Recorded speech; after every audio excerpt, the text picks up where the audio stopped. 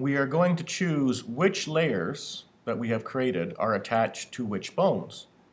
So I'm going to click on the head layer, and I'm going to come over to my bone tool palette and choose bind layer.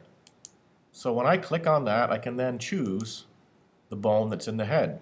So I now know that my head layer, the graphics of my dinosaur head, will move as they are attached to this bone.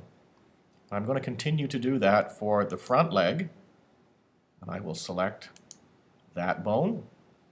The body, I'll select the big bone that's on the body, and for the back leg, I will select the bone we drew on the back leg. So that now has us all attached. So at this point in time, we're going to actually start doing some animation. And the tools we're going to use here and the technique we're going to use are pretty similar to what you have done already with the Rube Goldberg machine. So I'm going to click on my Dennis bone layer. That's the name of my dinosaur. I'm going to go to my layer control, and I'm going to make this entire layer centered right there. Now I like to do that so that when we move this, it leaves a trail of where the actual dinosaur is. If I didn't reset my origin, the trail would be offset from my figure and it gets a little bit confusing. So before we start, I'm going to take my dinosaur to this side of the screen, and now I'm going to start to move him. So just like we did in Rube Goldberg, I'm going to take 1 second, and I'm now going to move my dinosaur to there. Now, as I have done that, I'm getting a trail because I've reset my origin for that. But I can also go to the front leg. Sorry, I don't want to do that. I want to go back there, and I want to manipulate my bone. So I'm going to choose this icon right here that says Manipulate Bone, and I can click and drag the legs of the dinosaur. So in that first second when he moved to here, I want his legs to switch. So I'm going to go back to my layer control. I'm going to move ahead 1 more second. I'm going to bring my dinosaur character back down as if he's running. I will go to my bone manipulation tool again, and I want to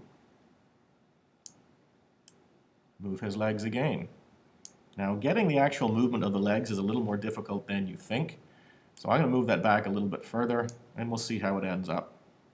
I'm going to now go back to my layer control, move ahead 1 more second, have him now go back up in the air as if he is running, back to bone manipulation, and again move the legs in opposite directions. And I'm going to continue this until my character runs all the way across the screen. Ahead 1 second of time, back down again, bone manipulation,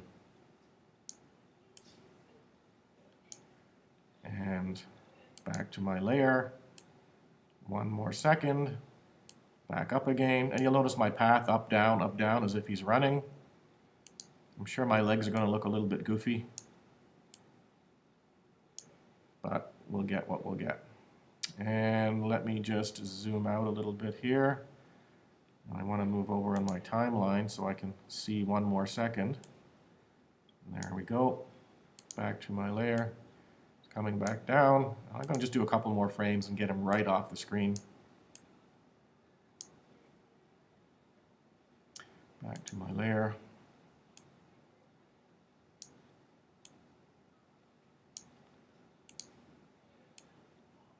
Okay, we'll leave it at that. So I'll take him all the way back to the beginning now, and when I hit play, you'll see him running across the screen with his movement.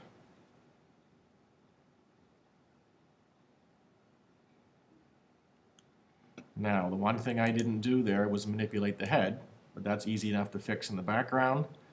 So as he comes up, I'm going to move the head at different intervals. So I'll manipulate the bone of the head. I'll bring it down. I'll go to the midpoint, take it up. And notice I can go back and do this with any bone, any feature, anytime. As long as you move a bone, you are now creating a key frame.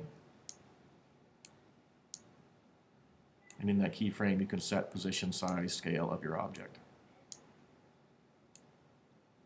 Now he's off the screen, so I won't worry about it anymore. So we'll back that up again and now take a look and see what he looks like with his running with his head moving.